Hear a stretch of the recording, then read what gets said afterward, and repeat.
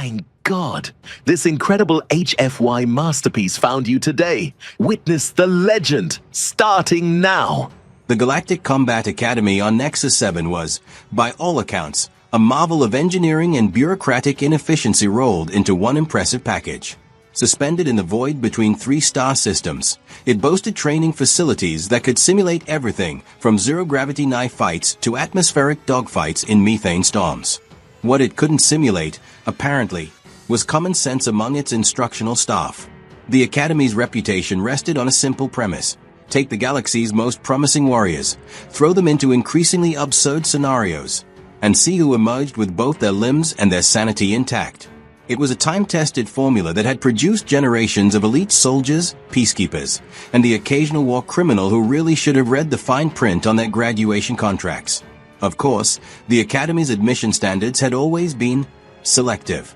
For roughly 3 centuries, membership had been limited to species that met certain criteria, minimum height requirements, specific bone density measurements, and most importantly, the sort of cultural background that suggested their ancestors had been hitting each other with progressively more sophisticated sticks for at least 10,000 years. Humans, naturally, had been excluded from this club for the entirely reasonable grounds that they were new, weird, and had an unsettling habit of winning fights they should have lost by any reasonable calculation. The Galactic Council xenobiologists had filed reports describing humans as aggressively moderate in their physical specifications, not the strongest, not the fastest, not the most durable, but possessing an irritating tendency to compensate through what the reports diplomatically termed creative problem-solving approaches. The Academy's admission of its first human class had been less a progressive policy decision and more the result of a bureaucratic accident involving misfiled paperwork, a clerical droid with a drinking problem, and a bet between 2 council members about whether humans could survive the entrance exams. The humans had not only survived but had done so while maintaining what their instructors found to be a deeply unnerving sense of humor about the whole ordeal. Which brought the Academy to its current predicament. What exactly did one do with students who didn't fit the traditional molds but refused to fail out in the expected manner? The answer, according to Senior Combat Instructor Keth Morvac, was obvious. You reminded them of their place in the natural order of things, preferably through a series of carefully calibrated humiliations disguised as educational experiences. Keth Morvac was a Vorthak, which meant he stood roughly 8 feet tall, possessed 4 arms that could bench press a small shuttle, and had been personally responsible for training some of the most feared warriors in 3 spiral arms.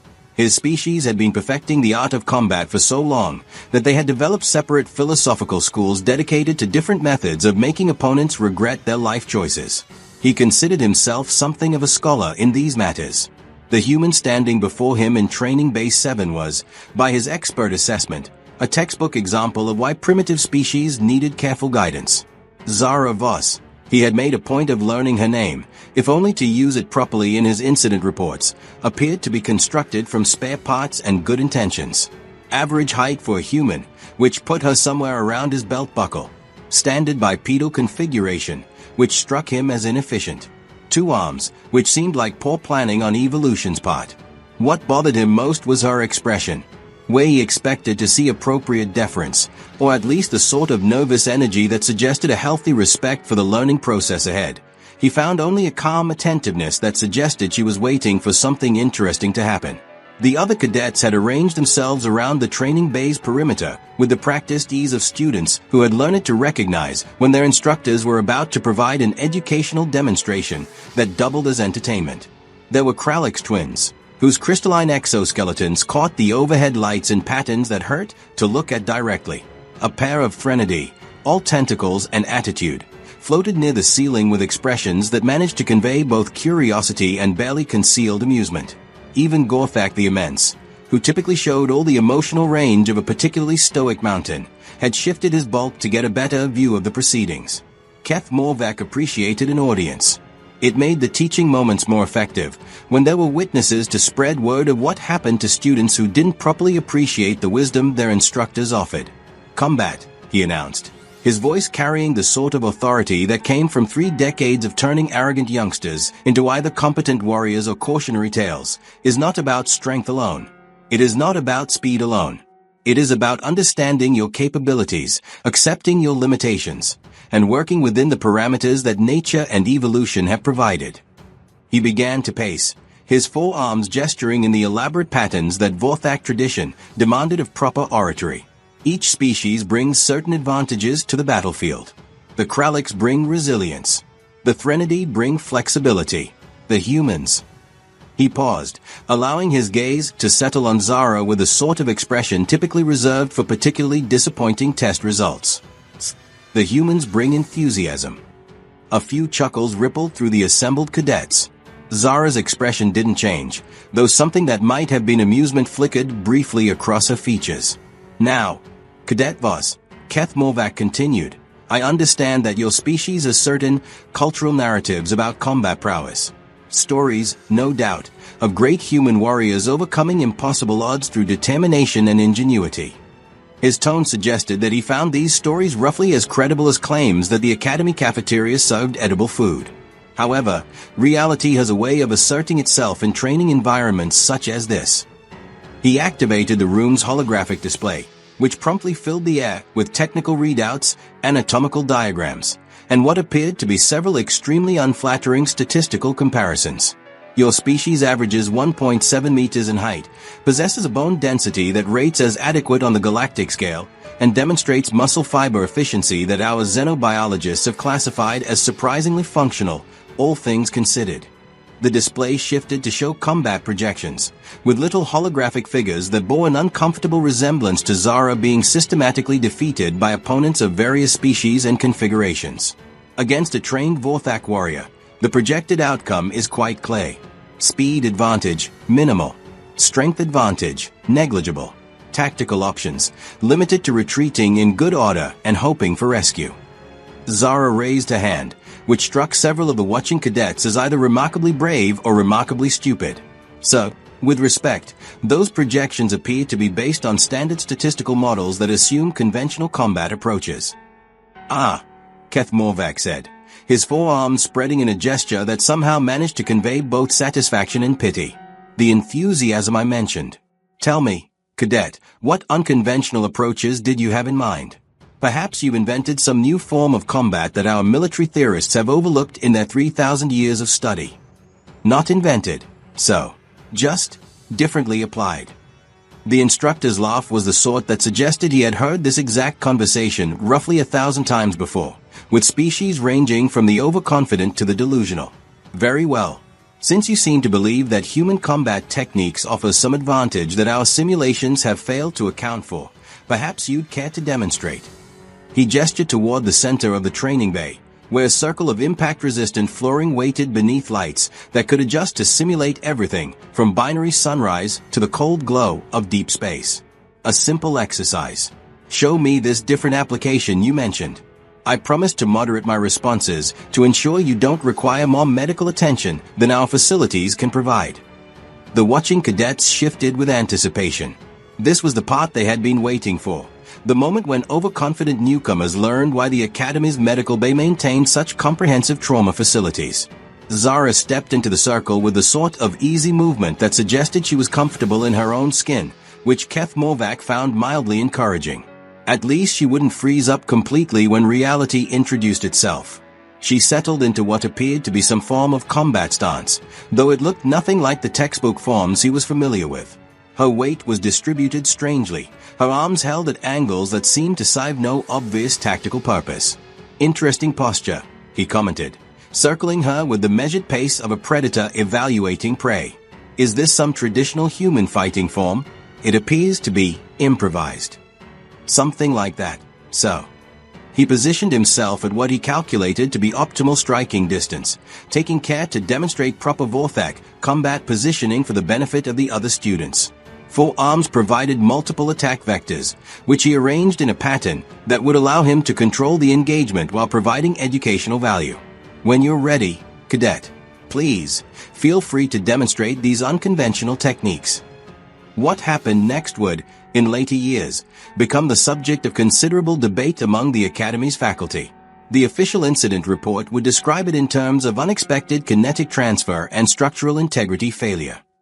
The medical team would file paperwork detailing impact-related displacement and wall-to-instructor interface complications. The maintenance crew would simply bill the combat department for replacing the thing the human broke. The truth, as witnessed by 17 cadets, 3 instructors, and 1 maintenance droid who had been in the wrong place at exactly the right time, was considerably more spectacular. Zara moved. Not quickly, in the sense that Academy sensors typically measured combat speed. Not with the sort of telegraph power that Vorthak combat doctrine emphasized. She simply relocated herself from one position to another, and somehow Keth Morvac found himself occupying a space that had previously been reserved for the training bay's rear wall. The sound of the impact was the sort that training bay walls weren't supposed to make. The reinforced composite materials had been designed to withstand stray energy blasts, misdirected explosives, and the occasional student having what the medical staff diplomatically termed learning experiences. They had not been designed to accommodate the sudden arrival of an 8-foot Vorthak traveling at what the Academy's physics department would later calculate as inadvisable velocity. The silence that followed was the sort that suggested everyone present was trying to process exactly what they had just witnessed. Even the maintenance droid seemed stunned, though that might have been due to a programming glitch. Keth Morvac, embedded in what had once been a perfectly functional wall, made a sound that might have been an attempt at communication, or possibly just the air being forcibly expelled from his lungs. His forearms moved in what could charitably be described as uncoordinated fashion, as if he was trying to swim through solid matter. "So?" Zara's voice carried just the right note of concern mixed with polite inquiry. "Are you all right? I did try to warn you about the unconventional approaches." The Academy's emergency medical system, which had been monitoring the training session through a network of sensors that measured everything from heart rate to impact vectors, finally caught up with events and began sounding alarms. Red lights bathed the training bay in the sort of ominous glow typically reserved for hull breaches and cafeteria inspections. Dr. Kellenth, the Academy's chief medical officer, arrived with a response team and the sort of expression that suggested she had seen this exact scenario in her nightmares. "What?" she asked in the tone of someone who was already filling out insurance forms in her head. "Happened to my wall?" "Training exercise," Zara replied helpfully. The instructor requested a demonstration of unconventional human combat techniques. Dr. Kellenth looked at the Keth Morvac-shaped impression in the composite wall, then at Zara, then back at the wall. Her medical scanner was making the sort of sounds that indicated it was having trouble categorizing what it was looking at. And the wall got in the way. The medical team set about the delicate process of extracting the patient from his unintended resting place, which required a combination of cutting tools, structural supports, and what appeared to be a significant amount of lubricant. Keth Morvac, to his credit, maintained consciousness throughout most of the procedure, though his contribution to the conversation consisted mainly of variations on how and what, and one memorable attempt at this wasn't in a simulation. While the extraction continued, word of the incident had begun to spread through the Academy's communication networks with the sort of speed typically associated with gossip and bad news. Within minutes, representatives from the Department of Student Affairs, the Structural Integrity Division, and the Office of Species Integration had all arrived to assess the situation. Commander Yithka, the Academy's Deputy Director of Training Operations, was a Selanthrop whose species had evolved on a high-gravity world where everything was either trying to eat you or was poisonous to touch. This had given them a cultural appreciation for practical problem-solving that made him somewhat more pragmatic than his colleagues when it came to unexpected situations. "Cadet Voss," he said, consulting his datapad while pointedly not looking at the ongoing extraction operation. "Your species classification lists your combat rating as pending evaluation. I assumed this demonstration was part of that evaluation process." "Yes, sir." Instructor Keth Morvac requested a practical demonstration. "I see." He made a note on his datapad. "And the technique you employed? Is this standard human combat doctrine?" Zara considered this question with the sort of care typically reserved for diplomatic negotiations and explosive ordnance disposal. "It's representative of certain human approaches to problem solving, sir." Commander Yithka had been in the military long enough to recognize when someone was being diplomatically evasive. "Cadet, in the interest of preventing future architectural incidents, could you perhaps be more specific about these approaches?" "Well, sir, humans have a tendency to approach combat problems from angles that might not be immediately obvious to other species. We don't always limit ourselves to traditional tactical frameworks." By this point, Keth Morvac had been successfully extracted from the wall, and was being loaded onto a medical transport. His condition appeared to be stable, though his expression suggested he was still processing the events that had led to his impromptu introduction to the training bay's structural elements. As the medical team wheeled him past, he managed to focus on Zara long enough to mouth what might have been how, or possibly something less appropriate for official transcription. Dr. Kellenth, having completed her preliminary examination, approached Commander Yith-Ka with the sort of expression typically seen on people who had just witnessed something that would require extensive paperwork. "The instructor will recover fully," she reported. 3 cracked ribs, minor concussion, and what I can only describe as acute bewilderment. He keeps asking about impact vectors and momentum transfer. And the wall. Total replacement required. The structural damage extends through 3 layers of composite armor. Whatever technique the human used, it generated force levels that our safety systems weren't designed to handle. Commander Yith-Ka made several more notes on his datapad, presumably for the reports that would need to be filed with approximately 17 different departments. "Cadet Voss, I'm going to ask you a direct question, and I would appreciate a direct answer. Are all humans capable of this level of performance?" Zara's expression became carefully neutral. "That would depend on training, sir, and circumstances, and whether someone really insists on a demonstration after being politely warned about unconventional techniques." The assembled cadets, who had been maintaining respectful silence during the official proceedings, began to exchange glances that suggested they were rapidly recalculating their assumptions about their human classmate. The Kralix twins were having what appeared to be an animated discussion in their crystalline chime language, while the Threnody had begun floating in agitated patterns that reminded everyone why their species was typically given a wide berth during stress responses. Gorthak the Immense, whose people were known for their direct approach to communication, rumbled something that the universal translator rendered as perhaps humans required different training protocols. Commander Yith-Ka looked at his datapad, at the damaged wall, at the medical team disappearing around the corner with their patient, and finally at Zara, who was standing in the center of the training circle with the sort of expression that suggested she was waiting for further instructions. "Cadet," he said finally, "I think we need to have a conversation with the Academy's Combat Doctrine Review Board." "Yes, sir. In the meantime, you're being transferred to Advanced Combat Studies. I suspect our standard curriculum may be insufficient for your requirements." The next few hours were filled with the sort of administrative activity that military institutions specialized in: forms to be filled, reports to be filed, and meetings to be scheduled with people whose job titles suggested they took these sorts of incidents very seriously indeed. Zara found herself shuttled between offices, interviewed by officials, and subjected to a series of tests that seemed designed to measure everything from her reflexes to her psychological stability. The Combat Doctrine Review Board, as it turned out, consisted of 3 senior officers whose combined experience included conflicts spanning half the galaxy and several dimensions that most people preferred not to think about. They had seen weapons that could crack planets, strategies that defied conventional physics, and soldiers whose capabilities existed somewhere in the realm between impressive and apocalyptic. They had not, however, seen a human put a Vorthak instructor through a wall using what appeared to be nothing more than applied momentum and questionable physics. The preliminary analysis, reported Colonel Thexvar, whose cybernetic implants clicked softly as she accessed the Academy's sensor records, suggests that Cadet Voss employed a combination of leverage, timing, and kinetic transfer that our combat simulations don't currently account for.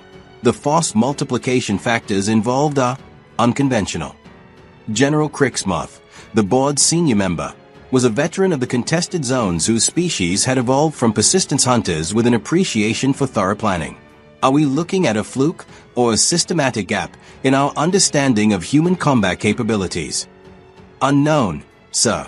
This is our first practical demonstration of human techniques under controlled conditions. Previous assessments were based on theoretical models and species average statistics. The third member of the board, Admiral Vextal of the Strategic Assessment Division, had been reviewing Zara's Academy records with the sort of attention typically reserved for navigational charts through asteroid fields. The cadet's psychological profile indicates above-average analytical capabilities, standard aggression markers, and what our evaluators described as unusual problem-solving approaches. Her academic performance has been consistently satisfactory, with no indicators of exceptional physical capabilities. And yet, Colonel Thexvow observed. She managed to generate enough force to propel an 8-foot Vorthak through reinforced composite armor. The question, General Crixmoth said, is whether this represents an individual anomaly or a species-wide capability that we've systematically underestimated. Which was exactly the sort of question that kept military planners awake at night, wondering whether their carefully crafted strategies were based on incomplete information and faulty assumptions. The Academy's response was swift and comprehensive. Within 48 hours, new protocols were established for evaluating human combat capabilities. The training curriculum was revised to include modules on non-standard tactical approaches and unconventional force application. The medical staff received additional training in impact-related trauma assessment. The maintenance department requested a budget increase for structural reinforcement and rapid wall replacement.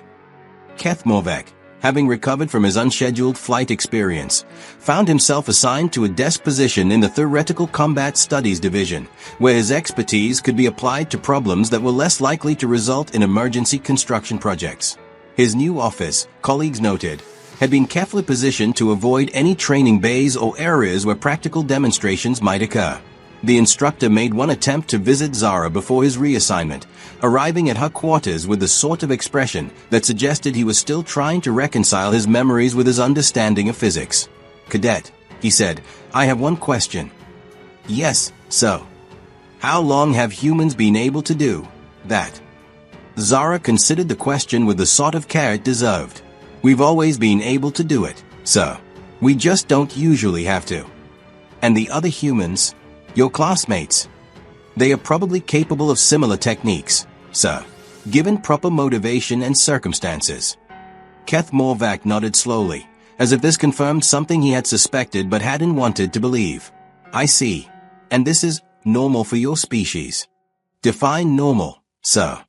Which was, Zara realized, probably not the most reassuring answer she could have given. But it was accurate, which seemed more important under the circumstances.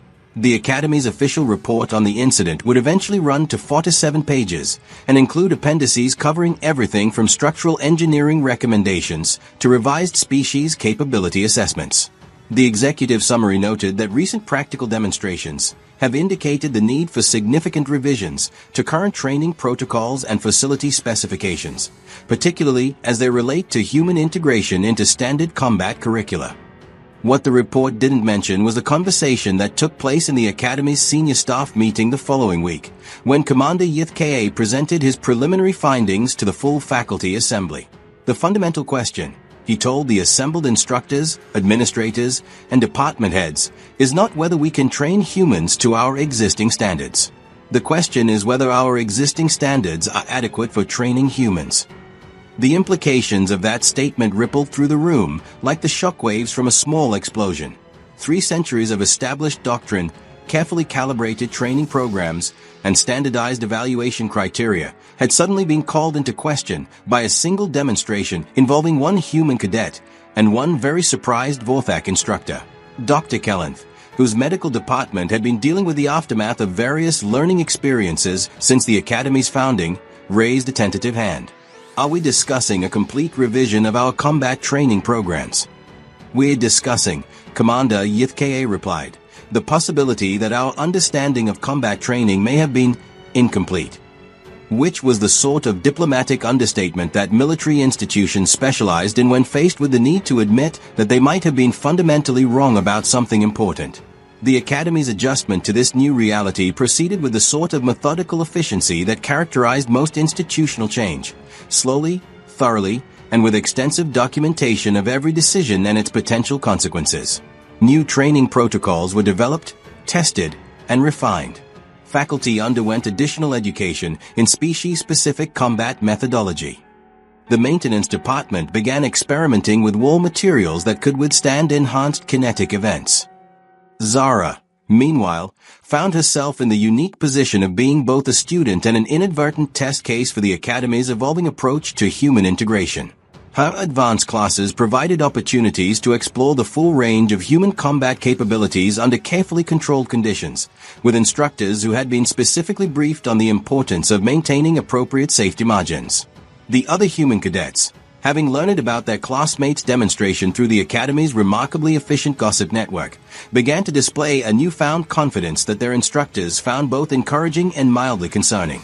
Training sessions that had previously been characterized by cautious exploration of basic techniques suddenly became exercises in creative problem-solving that regularly exceeded safety parameters and required frequent equipment replacement.